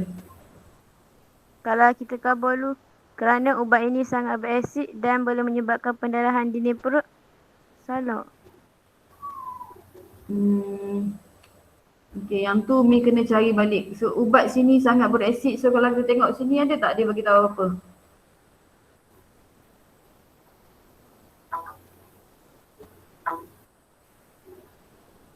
Okey, Umi kena cari. Macam ni, siapa tanya tadi? Madiha. Madiha. Okey, Umi kena tengok balik Madiha. Poin Madiha yang depan tadi Umi kena check balik. Poin yang belakang tu betul. Sekiranya poin yang pertama tadi Madiha bagi tu poin yang salah, dia akan salahkan je poin yang betul. Okey, ayat Madiha baca tadi, statement pertama tu Madiha kata ubat berasid kan? Betul tak? Ubat ini sangat berasid. Okey, ubat sangat berasid. So Umi kena check dulu. Ubat aspirin ni berasid ke tak? Kalau ubat aspirin ni berasid, jawapan Madiha tadi betul lah. Ataupun dia bagi tahu kat sini ke, jawapan Madiha betul tapi dalam ni tak ada. So Umi kena check. Kena check betul dulu. Ubat aspirin itu berasid. Kalau Madiha kata gitu dan seterusnya ini akan menyebabkan pendarahan dalam perut. Jawapan Madiha betul sekiranya statement tadi betul. Kalau statement tadi salah, maknanya ubat ni tak berasid pun. Jadi dia akan jadi wrong cancel right. Jadi jawapan belakang tu tak terima Madiha. Okey, Umi check dulu jawapan Madiha nanti Umi bagi tahu dalam grup. Tapi setakat ni jawapan dia adalah untuk mengelakkan pendarahan dalam perut. Okey, macam Zal tadi dia bagi tahu lain sebab dia kait dengan makan. Kenapa doktor suruh makan selepas makan? So Zal kata asid dalam perut digunakan masa proses penghadaman ataupun makanan menggunakan asid dalam perut semasa proses penghadaman. Itu lain dikait dengan soalan. Nampak tak? Dalam soalan bagi tahu. Kalau macam Madiha ni, Madiha bagi tahu ubat tu berasid. Kita boleh bagi tahu kalau statement tu betul. Statement tu betul sama ada dia ada dalam soalan ataupun memang betul lah. Jadi Umi pun nak kena cari dulu aspirin ni beresid ke tak. Kalau aspirin ni beresid, kita boleh terima Maria. So untuk setakat ni jawapan dia untuk mengelakkan pendarahan dalaman. Alright. Boleh? So nanti Umi cek balik Maria, Umi kabar dalam grup dah. Ada lagi soalan lain? Boleh? Okey, kita sambung Apakah yang akan berlaku jika pesakit tidak menghabiskan semua ubat B yang dipreskripsikan oleh doktor? Okey, seperti mereka khabar tadi, yang ni adalah antibiotik. Antibiotik ni kita kena makan sampai habis. Okay. Kalau kita tak makan sampai habis, apa jadi? So kita tengok jawapan kawan kita. Okay, dia kata untuk memastikan semua bakteria dibunuh. Bakteria yang tidak dibunuh dapat membiak semula dan menjadi lebih imun kepada antibiotik tersebut. Okey, betul. Dan ini pula. Bakteria semakin kuat. Okey, mana jawapan yang betul? 1. Okey, yang tu lebih tepat. Okey, yang tu lebih tepat. Okey, bakteria menjadi semakin kuat sekiranya dia tak matilah. Sekiranya tak mati. Jadi, Sarah kena bagi tahu dulu untuk membunuh semua bakteria. Bakteria yang tak mati tu akan jadi lebih imun. Okey, untuk memastikan semua bakteria ni dibunuh. Untuk memastikan semua bakteria ni mati. Okey, so untuk memastikan semua bakteria dibunuh dulu. Bila bakteria tu tak dibunuh, bakteria yang tidak dibunuh tu dapat membiak. Okay? Dan dia menjadi lebih kuat, lebih imun kepada antibody tersebut. So jawapan ni sangat tepat. So jawapan ni seiring dengan budak Bayu lah. Jawab, tak boleh lah. Ya. Dah salah lah kalau khabar macam bakteria akan imun terhadap obat. Macam khabar bakteria je. Kita dok khabar bakteria yang tak mati tu. Macam mana bakteria? Bakteria akan imun terhadap obat tersebut. Sekejap Umi tengok soalan dia betul. Dia kata apa yang akan berlaku jika pesakit tidak menghabiskan semua ubat B yang dipreskripsikan oleh doktor? Maksudnya dia tak makan sampai habis. So kita jawab tadi apa? Bakteria menjadi lebih kuat. Okey, kalau nak jawab macam tu, kena jawab bakteria yang sedia ada. Kita kena merujuk pada bakteria yang sama. Faham tak maksud Umi?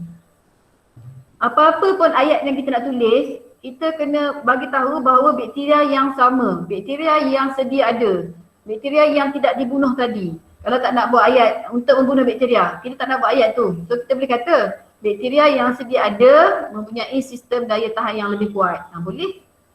Tapi dia merujuk kepada bakteria itu, bakteria yang sedia ada dengan penyakit tu.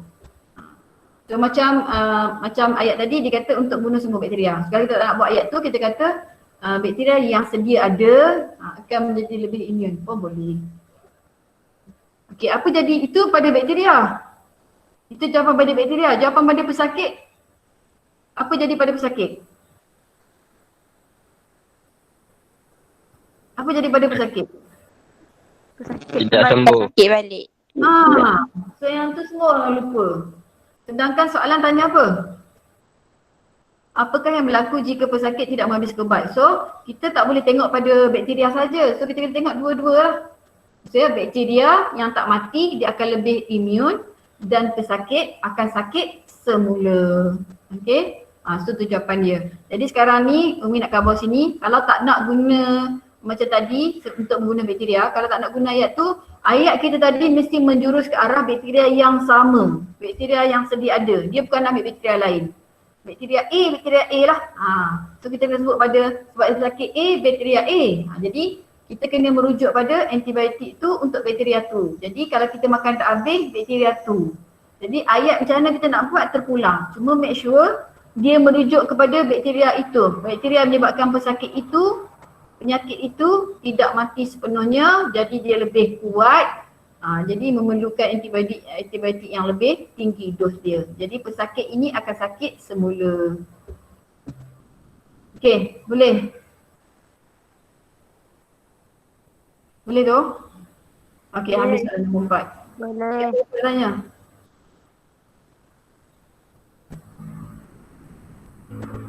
Ada? Tak ada? Tengok sikit siapa angkat tangan. Pas cerah orang tulis. Mana kacang, angkat tangan kacang. Okey. So 34 orang, alhamdulillah. Okey, so Fiza, untuk memastikan semua bakteria dibunuh, bakteria yang tidak dibunuh akan membiak. Sekejap. Untuk memastikan bakteria semua dibunuh, bakteria yang tidak dibunuh dapat membiak semula dan menjadi imun kepada antibiotik tersebut. Betul Fiza, sangat tepat. Okey. Ada lagi atas ni punya. Dah. Okey, habis dah. Okey, jawapan tepat Fiza. Kalau nak lebih baik dan pesakit akan sakit semula. Kalau tak nak guna bakteria, ya pakai pandai. Kalau tak nak guna bakteria dibunuh, kita kata je lah bakteria yang sama, bakteria yang sedia ada akan menjadi lebih imun. Ini menyebabkan pesakit akan sakit semula. Okey. Baik guys. Okey, next. Boleh ni sambung. 3.30, 4.30 habis lah. Soalan nombor 4 je. Kita pergi pada soalan 4 lah. Satu last lah. Boleh lah? Boleh. Okey. Soalan nombor 4. Okey, compound. Okey, sebatian WXYZ dalam rajam 4 ialah formula struktur bagi sebatian organik dari siri homolog yang berbeza. Okey tak? Tengok siri homolog dia. So yang ni ikatan kovalent ganda 2, yang ni ikatan kovalent tunggal. Jadi yang ni siri homolog dia alkina, yang ni alkana. Okey. Y pula ada OH, so dia alkohol. Yang ni ada COOH, so Z adalah asid karboksilik. Nyatakan siri homolog bagi W. So W mana W? Alkina, betul? Kita tengok jawapan kawan kita nombor 4 ataupun nombor 4. Okey, nombor 4 ada, 4 1 ada alkina. Okey, 4 MB2. Oh, Arika dia guna PDF. So kalau PDF Umi kena pergi cari sekejap. Arika. Sekejap. Arika. Okey.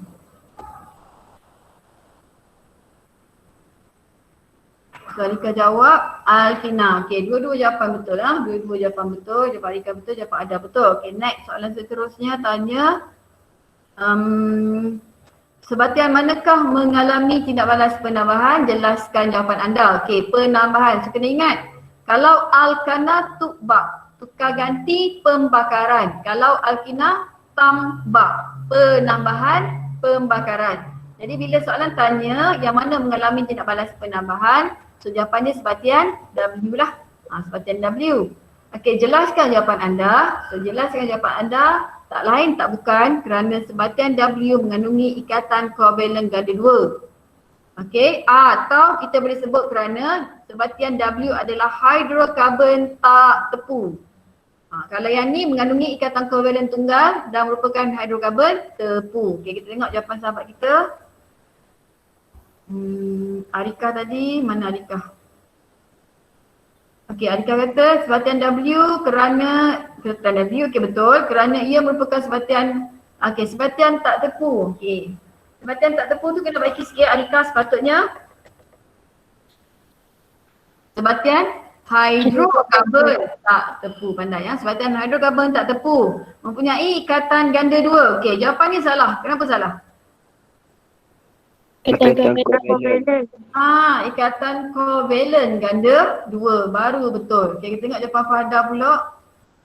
Jawapan Farhada, okey ada kata apa? Sebatian W betul kerana ia merupakan karbon tak tepu.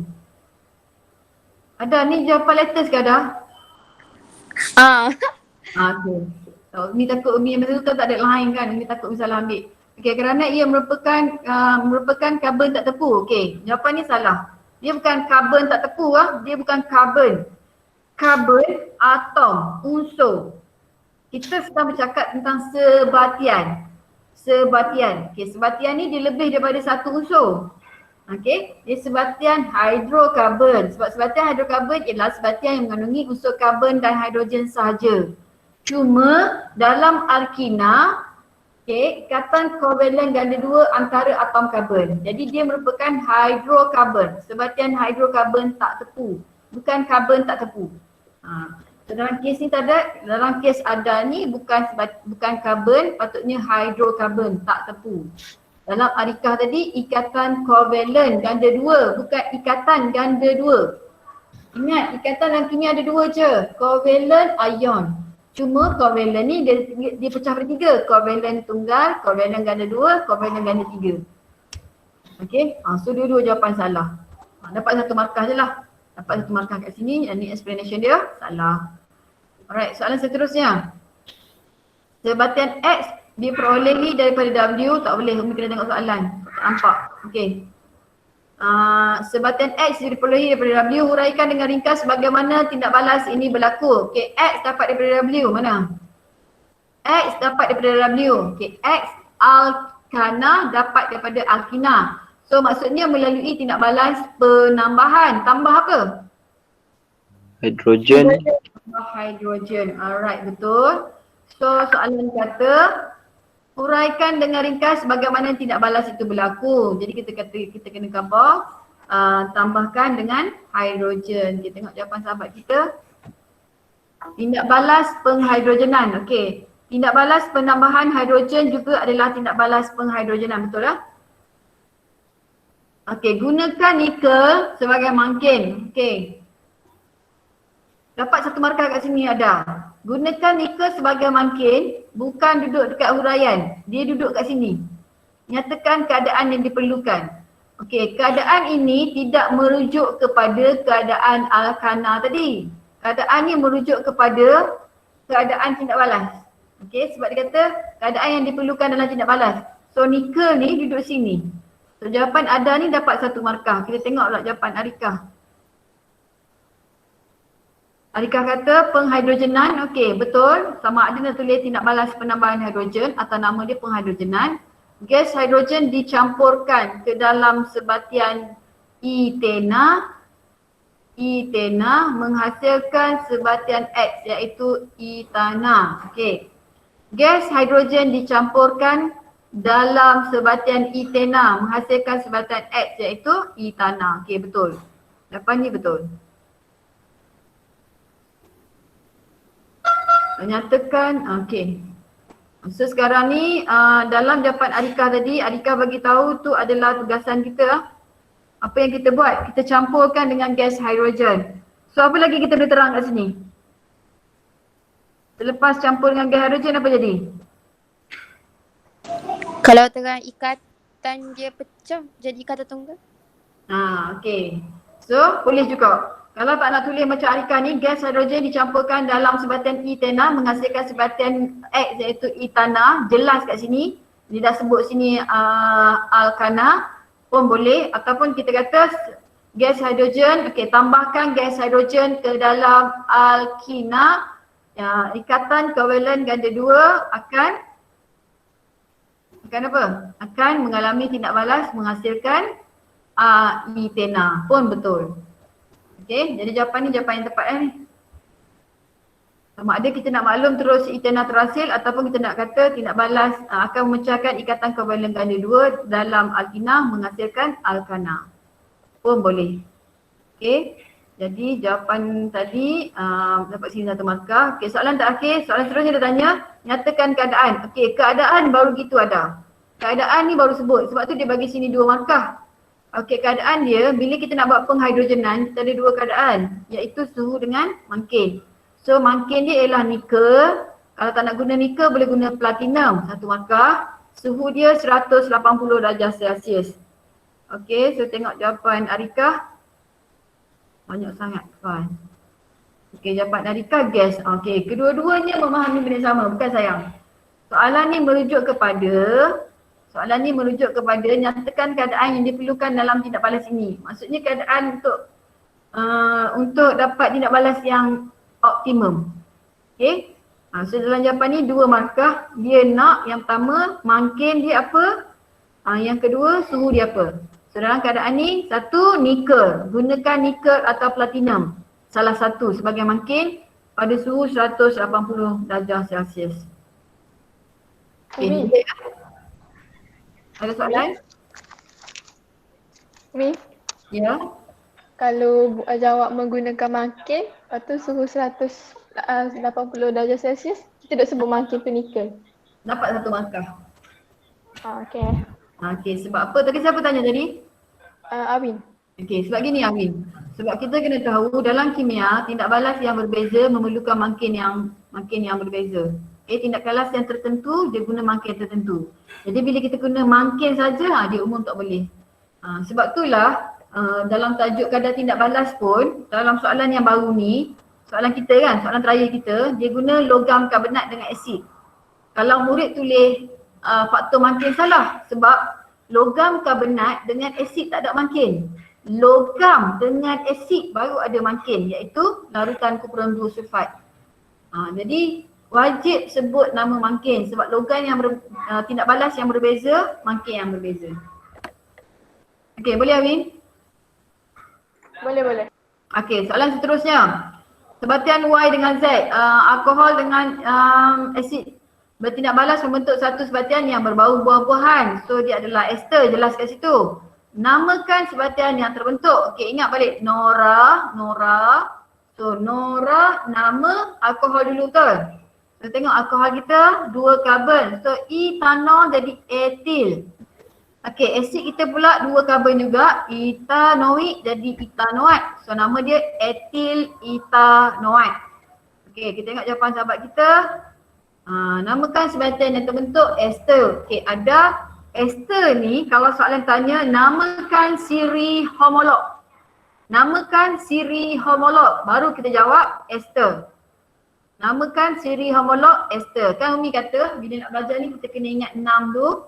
Soalan tanya siri homolog, soalan tanya siri homolog, soalan bertanya kumpulan berfungsi, soalan bertanya formula ARM, soalan bertanya nama. So kalau nama, Mamat kita bayar nama. Sekarang dia nak nama, dia bukan nak siri homolog. Okay. So salah yang ni, kita tengok jawapan Arika pula. Arika jawab apa? Ester juga. Salah sayang. Sebab dia nak nama ester yang terhasil. Okay. Soalan seterusnya.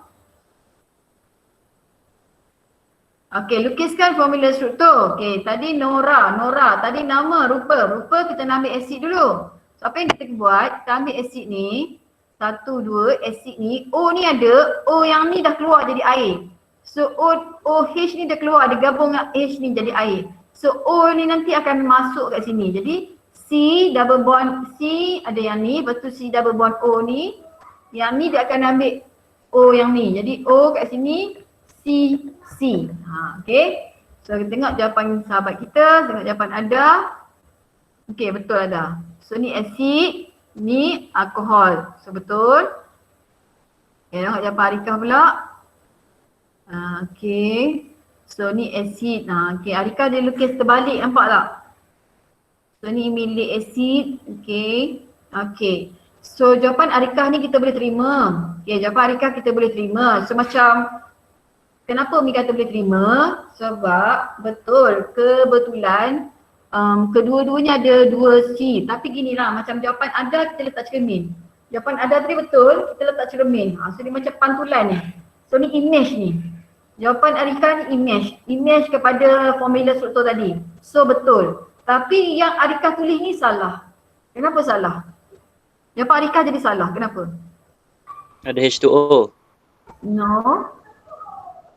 Dia kena asid dulu. Bukan.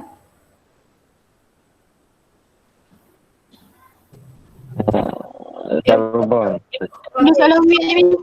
Yang Aiman sebut tadi ada H2O tu. Dia saya. Betul. Jawapan Aiman tu betul. Jawapan Aiman tu betul. Sebab ada H2O. Okay, dia seolah-olah macam bagi hasil yang terbentuk. Okay, sepatutnya dalam soalan ni kita nak yang ni je lah. Kita nak yang ni je. Okay, mungkinlah Arika anggap ni kertas kotor dia kot. Jadi yang ni semua ni kena berada di luar lah, di tempat lain. So dalam jawapan kena ada yang ni je. So jawapan Arika ni dia macam pantulan lah, image kepada jawapan betul tadi. So kita terima betul. Dia terbalik, nampak tak? Dia punya tu terbalik. Okay, ada orang nak tanya soalan ke? Tak ada? Okay, tak ada. Kami pergi pada soalan terakhir. Dia tanya terakhir, tuliskan persamaan kimia bagi tindak balas itu. Okay. So CH3COOH asid etanoik campur etanol dapat CH3COO. Okey, tepat. Okey, markah penuh kat situ. Okey, kita tengok pula jawapan dia. C2H5OH etanol, C2H5 COOH. Okey, saya tengok sini ada berapa ni? C dia ada berapa ni? 2 campur 1 jadi berapa? 3. 3, betul salah? Salah. Alah. Sebab CH3COH. bila 3 dia dah jadi propanoik. Sedangkan kita guna etanoik. So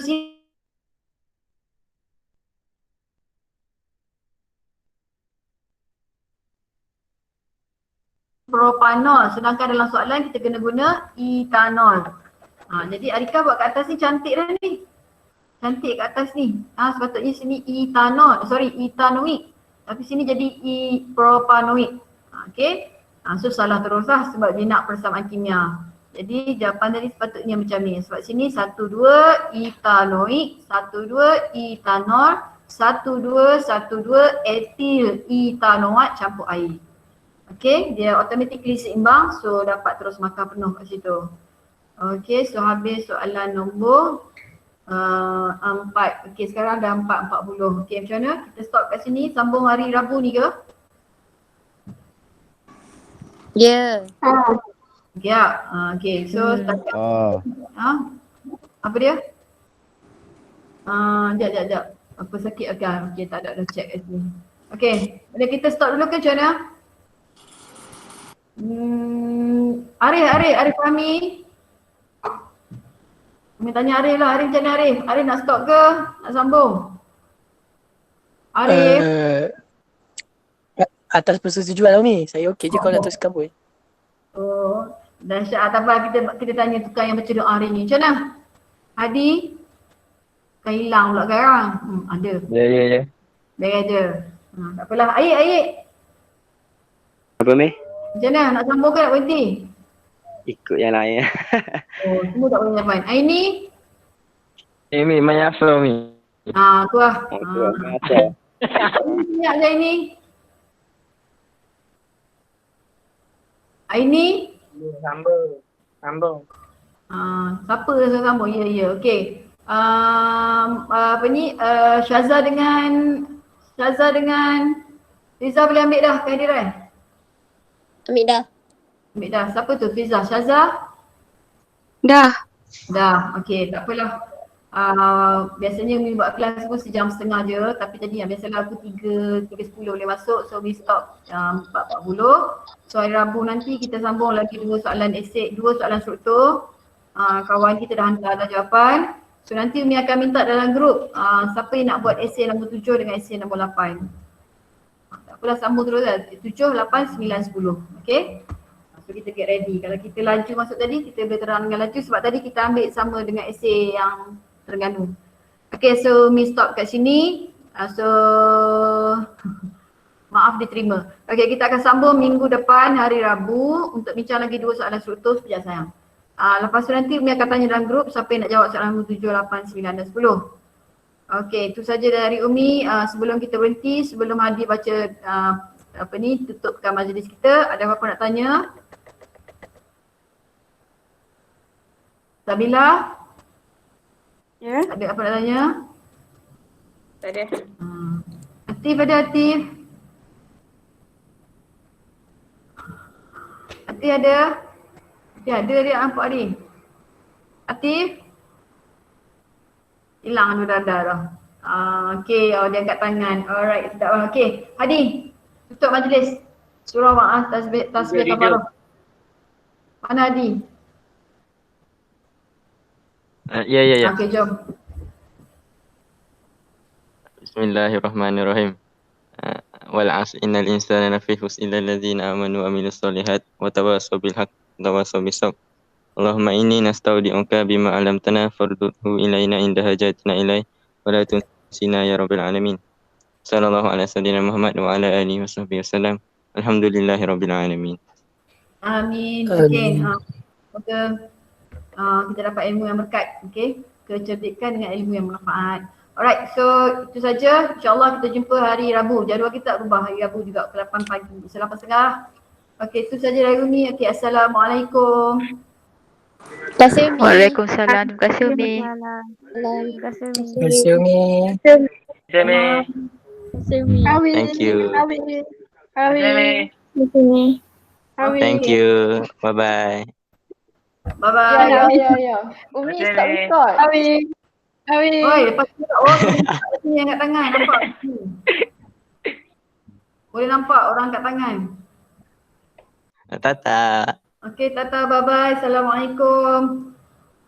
Mi, sorry lambat Mi. Oh, Hadi buka kamera. Okay lah. Nak ngelam. Buka lah kamera. Awi. Mana Awi? Umi stop Adang, record pakai dulu. mana Adang? Buka lah kamera. Awi, Dah, buka dah. kamera Awi. Cak.